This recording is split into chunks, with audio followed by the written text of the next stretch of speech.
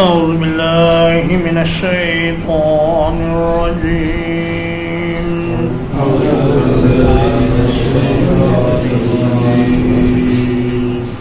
بسم الله الرحمن الرحيم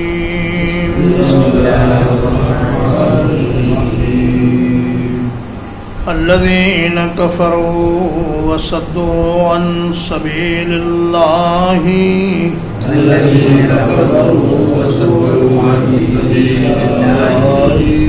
وہ لوگ جنہوں نے کفر کیا اور اللہ کے راستے سے لوگوں کو روکا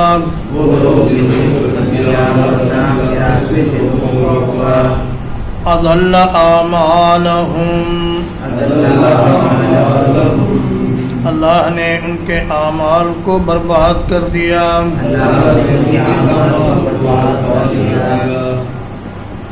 سورۃ محمد مدنیہ ہے اور ترتیب تلاوت کے اعتبار سے اس کا نمبر 47 ہے اور ترتیب نزول کے اعتبار سے اس کا نمبر 95 ہے۔ اس میں 38 آیات اور 4 رکوعات ہیں اور حامیم سے شروع ہونے والی 7 صورتیں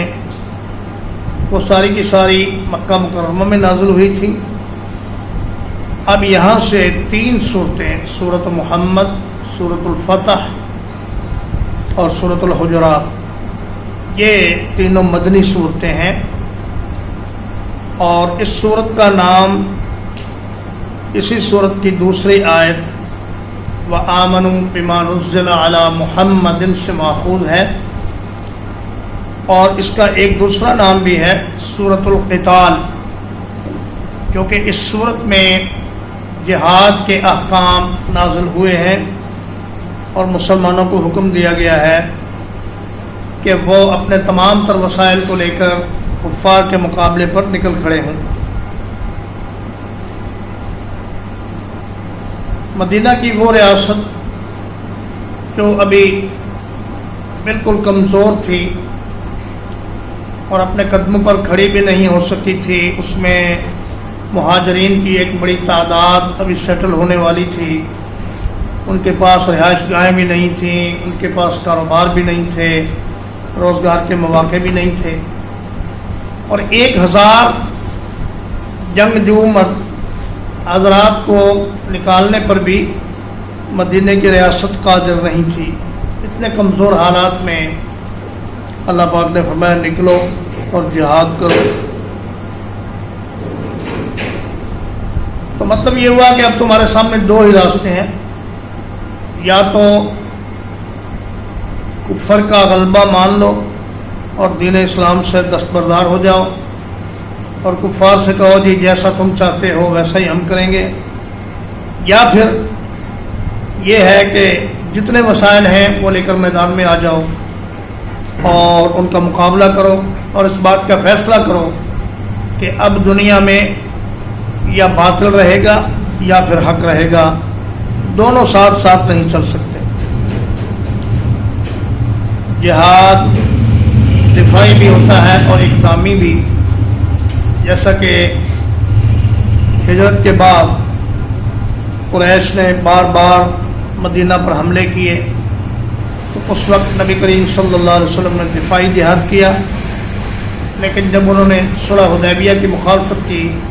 تو پھر اللہ کے نبی نے اقدامی جہاد کر کے مکہ مکرمہ کو فتح کر دیا۔ اور جہاد کے لیے اجتماعیت ضروری ہے کہ ایک امیر ہو اور اس کی زیر امارت لڑائی کی جائے، ہر آدمی فردن جہاد نہیں کر سکتا۔ فرمایا الذین کفروا وصدوا عن سبیل اللہ، وہ لوگ جنہوں نے کفر کیا۔ صدو یہ لازم بھی استعمال ہوتا ہے اور متعدی بھی، مطلب یہ کہ صدو کا معنی خود دین اسلام سے رکنا بھی ہے اور دوسروں کو روکنا بھی ہے۔ دوسروں کو روکنے کی کئی شکلیں ہیں،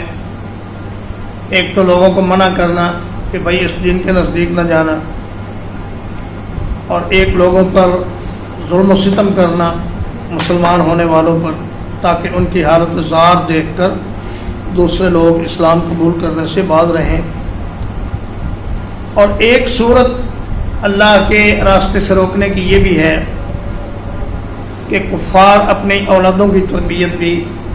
کفر ہی کے ماحول میں کرتے ہیں، اور انہیں یہ بات سمجھاتے ہیں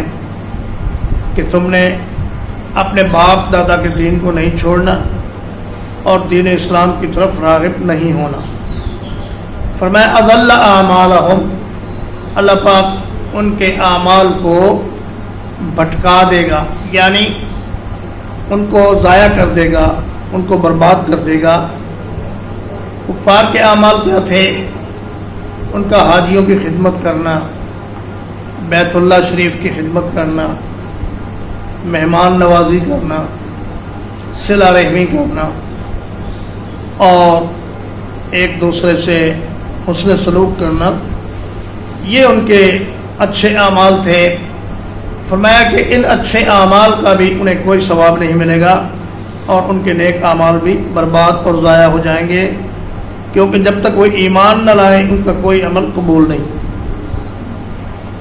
والذین آمنوا وعملوا الصالحات،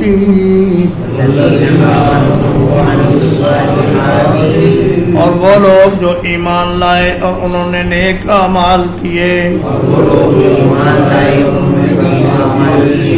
وآمنوا بما نزل على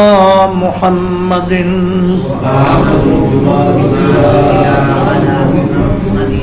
اور اس چیز پر ایمان لائے جو محمد صلی اللہ علیہ وسلم پر نازل کی گئی،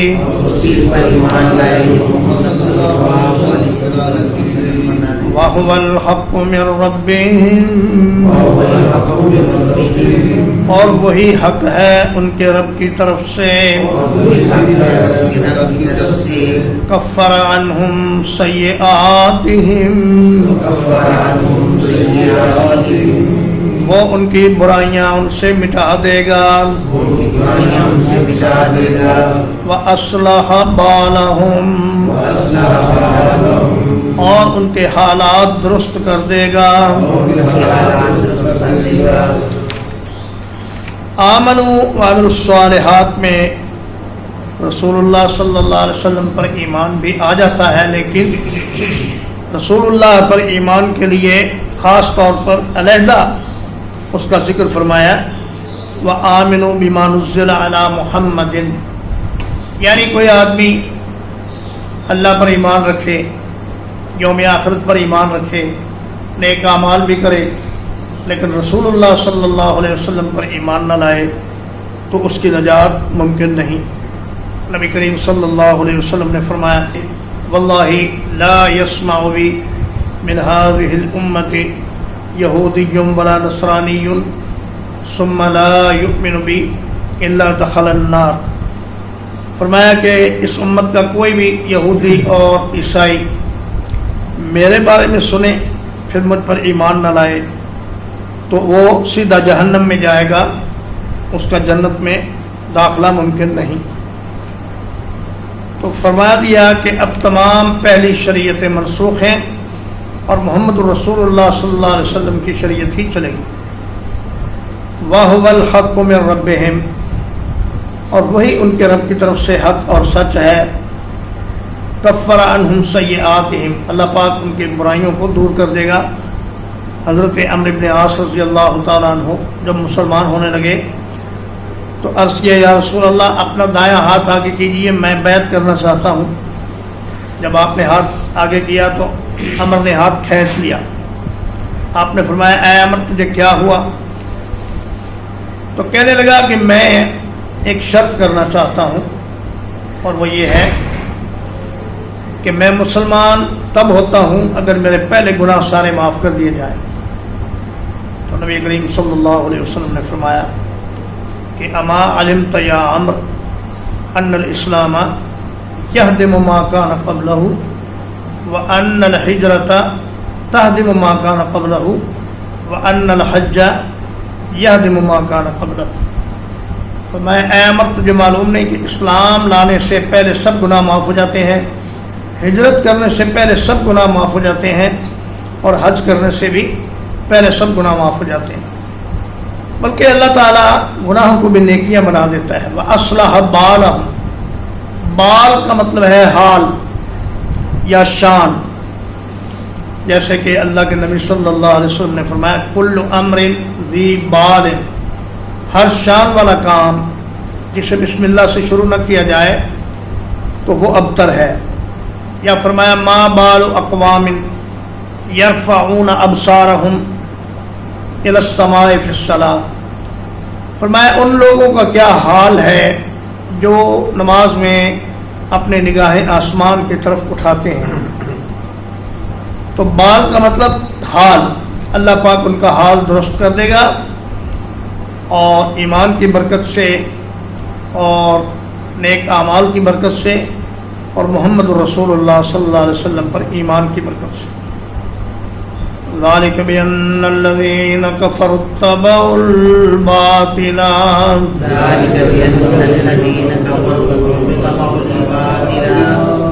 یہ اس لیے ہے کہ یقیناً وہ لوگ جنہوں نے کفر کیا انہوں نے باطل کی پیروی کی۔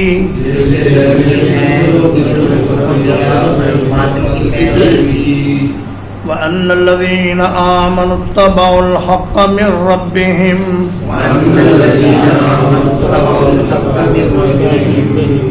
اور بلا شبہ وہ لوگ جو ایمان لائے انہوں نے اپنے رب کی طرف سے آنے والے حق کی پیروی کی۔ اور بلا شبہ وہ لوگ جو ایمان لائے انہوں نے اپنے رب کی طرف سے آنے والے حق کی پیروی کی۔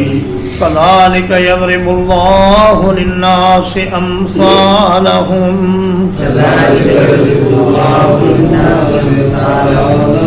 اسی طرح اللہ تعالیٰ لوگوں کے لیے ان کے حالات بیان فرماتا ہے۔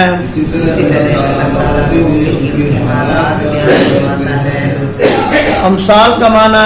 مثالیں بھی ہیں اور حالات بھی ہیں۔ فرمایا اللہ پاک لوگوں کے لیے ان کے حالات بیان فرماتا ہے اور ان کو بتاتا رہتا ہے کہ صحیح کیا ہے اور غلط کیا ہے اور تمہاری نجات کس کام میں ہے۔ فَإِذَا لَقِيتُمُ الَّذِينَ كَفَرُوا، پھر جب تمہارا کافروں سے آمنا سامنا ہو، فَضَرْبَ الرِّقَابِ، تو گردنیں مارنا ہے، حَتَّى إِذَا أَسْخَنْتُمُوهُمْ،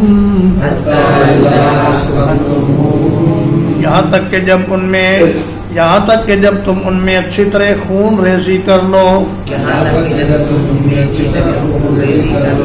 فَشُدُّ الْوَثَاقَ، تو مضبوطی سے باندھنا ہے،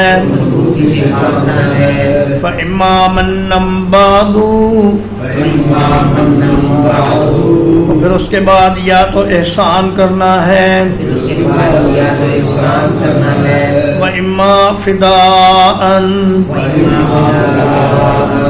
اور یا فدیہ لے لینا ہے،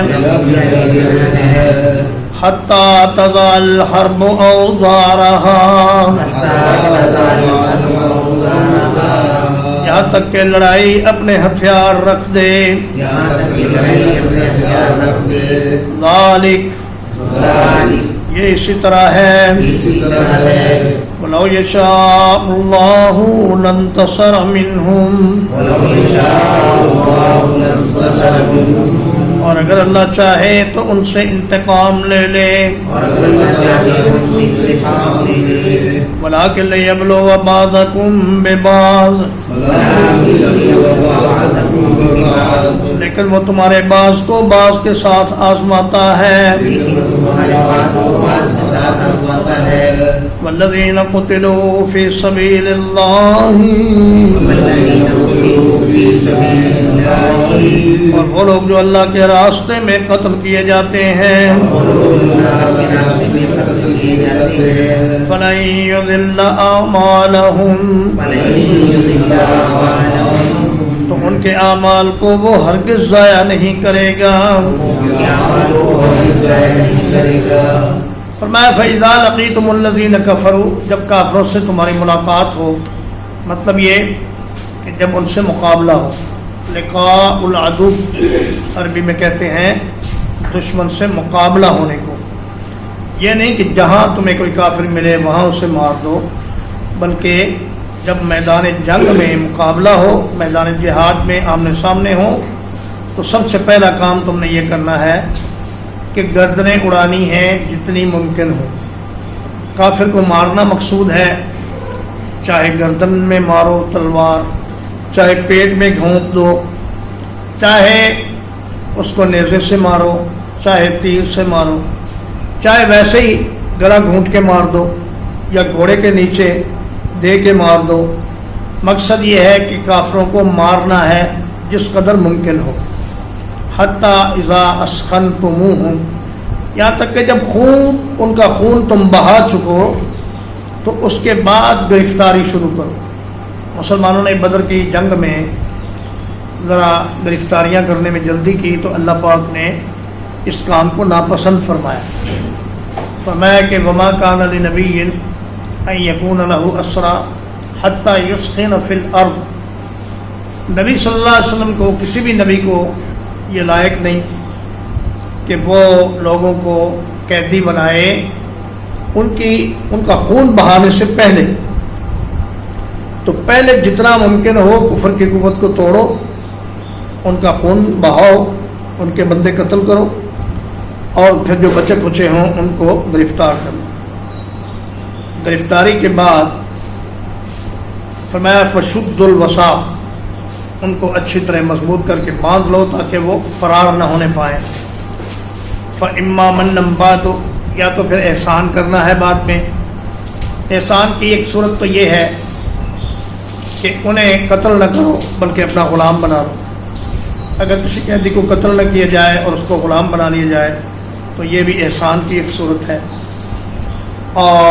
एहसान की एक सूरत ये भी है कि उन्हें बग़ैर फ़िदिये के ही छोड़ दो। और अगर उनसे उम्मीद हो कि ये मुसलमान हो जाएंगे या ये कि ये मुसलमानों के ख़िलाफ़ कोई हरकत नहीं करेंगे तो उनको वैसे ही छोड़ दो बग़ैर फ़िदिये। जैसा कि नबी करीम सल्लल्लाहु अलैहि वसल्लम ने ग़ज़वा बनुल मुस्तलिक के बाद सैयदा जुवैरिया जो लौंडी बनकर आई थी उनको आज़ाद करके उनके साथ निकाह कर लिया। जब आपने उनके साथ निकाह किया तो मुसलमानों ने कहा कि जी ये बनुल मुस्तलिक के कैदी तो अब रसूलुल्लाह के ससुराली रिश्तेदार बन गए। तो उन्होंने भी सबको रिहा कर दिया, एहसान करते हुए कहा छोड़ दिया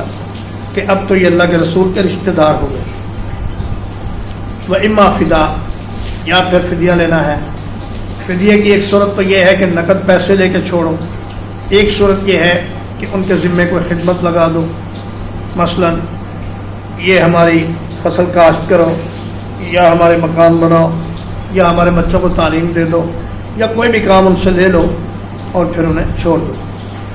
हत्ता तज़ाल हर्ब औज़ारहा, औज़ार विज़्र की जमा है,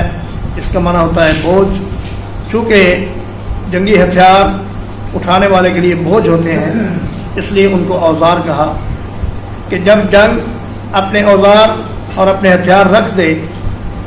उस वक्त तक तुम्हें इन अहकाम पे अमल करना है। वलौ यशाअल्लाहु लंतसर मिनहुम, अगर अल्लाह चाहता तो उन्हें खुद ही हलाक कर देता, कोई आंधी भेज देता, कोई ज़लज़ला भेज देता, या कोई सैलाब भेज देता और इन सबको ख़त्म कर देता। लेकिन फरमाया फिर आजमाइश और इम्तिहान का सिलसिला ख़त्म हो जाता, जबकि अल्लाह ये चाहता है कि वो लोगों का इम्तिहान ले और उनकी आजमाइश करे कि कौन हैं जो अल्लाह के रास्ते पर आते हैं और कौन हैं जो कुफ्र पर डटे रहते हैं। तर्जुमा एक बार, अल्लज़ीना कफ़रू वसद्दू अन सबीलिल्लाहि, वो लोग जिन्होंने कुफ्र किया और अल्लाह के रास्ते से रोका। अज़ल्ला अमालहुम, अल्लाह ने उनके आमाल बर्बाद कर दिए। والذین آمنوا وعملوا الصالحات والذین آمنوا وعملوا الصالحات اور وہ لوگ جو ایمان لائے اور انہوں نے نیک اعمال کیے وآمنوا بما نزل على محمد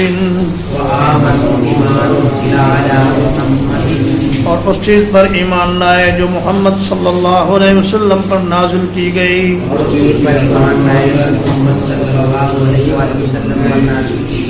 وهو الحق من ربهم اور وہی حق ہے ان کے رب کی طرف سے کفر عنہم سیئاتہم اللہ نے ان کی برائیوں کو دور فرما دیا وَأَصْلَحَ بَالَهُمْ اور ان کے حالات کو درست کر دیا ذَلِكَ بِأَنَّ الَّذِينَ كَفَرُوا اتَّبَعُوا الْبَاطِلَ اس لیے ہے کہ وہ لوگ جنہوں نے کفر کیا انہوں نے باطل کی پیروی کی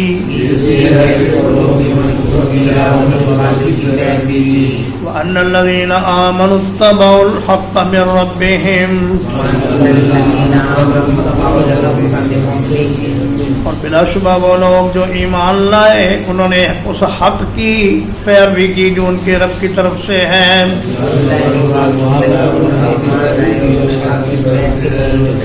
كَذَلِكَ يَضْرِبُ اللَّهُ لِلنَّاسِ أَمْثَالَهُمْ اسی طرح اللہ تعالیٰ لوگوں کے لیے ان کے حالات بیان کرتا ہے فَإِذَا لَقِيتُمُ الَّذِينَ كَفَرُوا جب تمہارا سامنا ان لوگوں سے ہو جنہوں نے کفر کیا فَضَرْبَ الرِّقَابِ تو گردنیں مارنا ہے حَتَّى إِذَا أَسْخَنْتُمُوهُمْ یہاں تک کہ جب تم ان کا اچھی طرح خون بہا لو فَشُدُّ الْوَثَاقَ تو انہیں مضبوطی سے باندھ لو فَإِمَّا مَنًّا بَعْدُ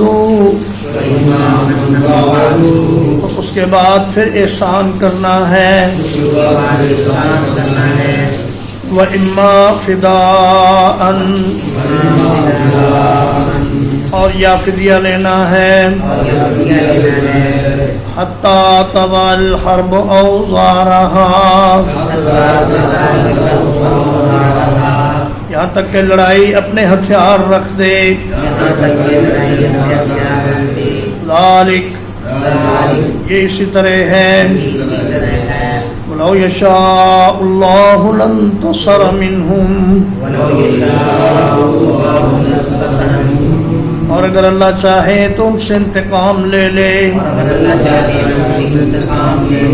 وَلَكِنْ لِيَبْلُوَ بَعْضَكُمْ بِبَعْضٍ اور لیکن تاکہ وہ تمہارے بعض کو بعض کے ساتھ آزمائے والذین قتلوا فی سبیل اللہ اور وہ لوگ جو اللہ کے راستے میں قتل کیے جائیں فلن یضل اعمالہم ان کے اعمال وہ کبھی ضائع نہیں کرے گا وصلی اللہ علی نبینا محمد وآلہ وصحبہ اجمعین.